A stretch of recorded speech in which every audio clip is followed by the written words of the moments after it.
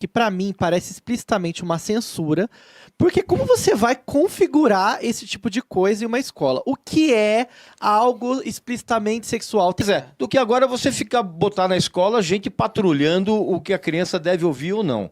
Mas não foi isso que eu disse. Tá explodindo aí. Não tô explodindo não, e não é defeito do ar-condicionado aqui do estúdio, Não, não. é só pra saber, porque eu tô num clima agradável. Não. Você quer proibir que sejam divulgadas ali, né, que toquem músicas de cunho sexual nas escolas. A pergunta que eu te faço é, como é que vai haver a fiscalização disso?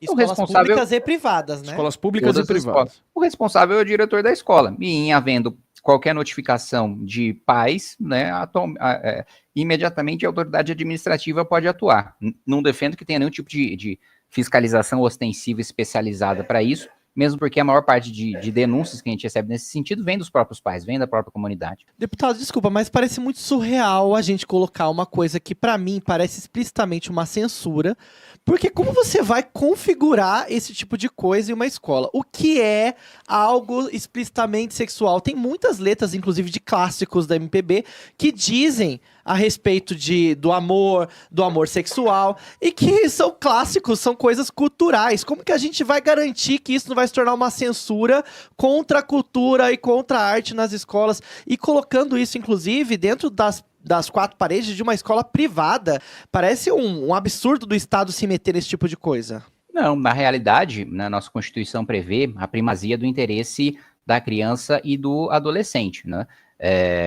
Uma escola privada não pode dar acesso a nenhuma criança a algo que possa colocar em risco a sua saúde mental ou que possa comprometer o seu desenvolvimento, né? A escola privada não é um estado privado com as suas leis próprias, né? Existe o interesse e a defesa do direito de qualquer criança e adolescente, que independe do instituto privado da escola e, por vezes, até da própria tutela dos pais, né? Um pai não pode causar uma lesão grave para um filho sob a justificativa de que é o seu filho e ele faz o que bem entender com ele. Daí, sem dúvida nenhuma, tende a haver uma atuação estatal. E em relação à sua preocupação, primeiro ponto, a gente está falando de pornografia explícita. É isso que diz o texto da lei, não é sobre todo conteúdo sexual ou amoroso, nem nada do tipo.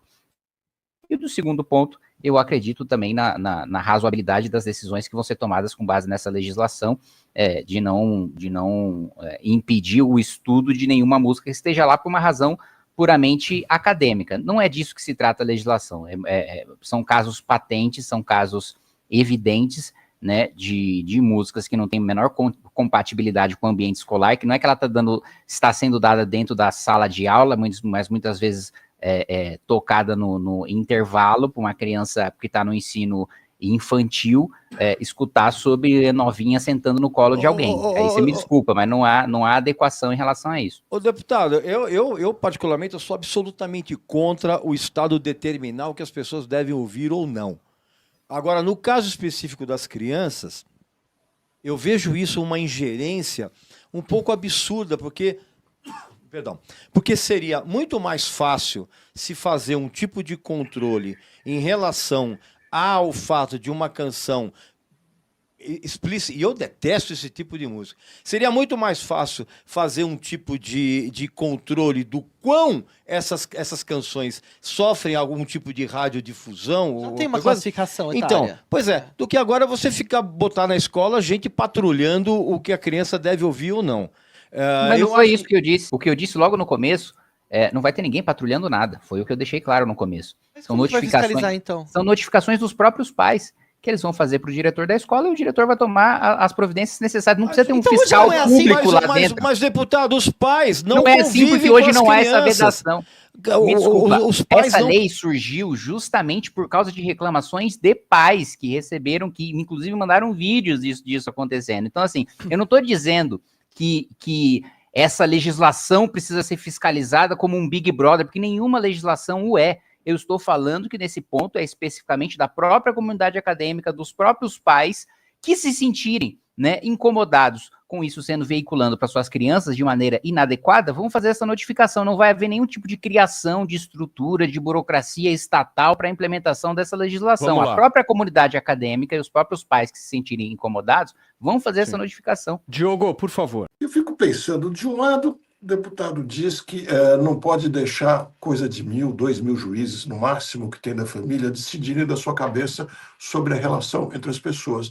E, de repente, faz uma lei que transfere a 400.000 diretores de escolas públicas decidirem quais músicas são pornográficas, são ofensivas ou não. Eu fico pensando, então, Rita Lee tem músicas que não poderão ser tocadas? Como é que fica essa decisão? Me parece completamente sem sentido, sem lógica de resolver. Uma lei para todo o país querendo unificar isso, não dá certo. Pode falar, Kim. Olha, para ser muito sincero com você, se a gente estivesse numa sociedade saudável, né, isso seria tão óbvio, mas tão evidente, que nem precisaria de legislação para isso. Mas, infelizmente, está numa sociedade tão doente, tão deficiente, a ponto de músicas pornográficas serem colocadas para crianças. E veja, não há, é falsa a simetria que você coloca sobre a lei em relação à pensão socioafetiva, né, e essa questão dos diretores de escola. Porque a minha preocupação da lei de pensão socioafetiva é, primeiro, a decisão ilegal, sem respaldo em legislação, né? O problema é não ter limite nenhum, baliza nenhuma, desenho legal nenhum para que essas decisões sejam tomadas. Não é Se a decisão é ilegal, tem que atacar a decisão e não uma nova lei para resolver.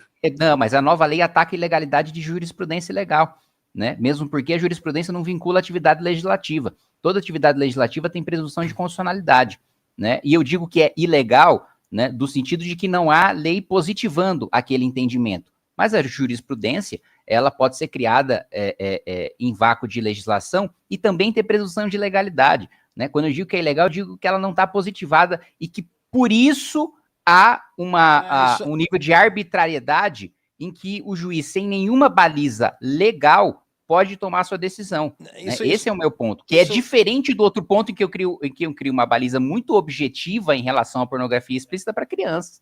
Essa baliza, na verdade, ela vai ser completamente deturpada, porque os pais vão ficar fazendo denúncias de coisas absolutamente ridículas, tipo, olha, meu filho não pode ser submetido a uma aula onde a escola está colocando o cara para ser o Ney Matogrosso dos secos e molhados. Isso para mim é pornografia, você entende? Essa baliza do que é pornografia... Vai na cabeça dos pais, dos diretores. Vai da cabeça dos pais, cara. Isso vai gerar todo um processo burocrático, até a escola explicar que secos e molhados não é a mesma coisa que Oruan. Pô, isso é uma burocracia. Por que você fica vermelho quando você discorda de alguém? Mexeu com música, mexeu com Regis. Não, eu sou vermelho, tá explodindo aí. Não tô explodindo, não. E não é defeito do ar-condicionado aqui do estúdio, não. É só pra saber, porque eu tô num clima agradável. Eu também tô num clima agradável aqui. Mas assim, essa baliza moral que as pessoas colocam aqui é uma coisa muito variável.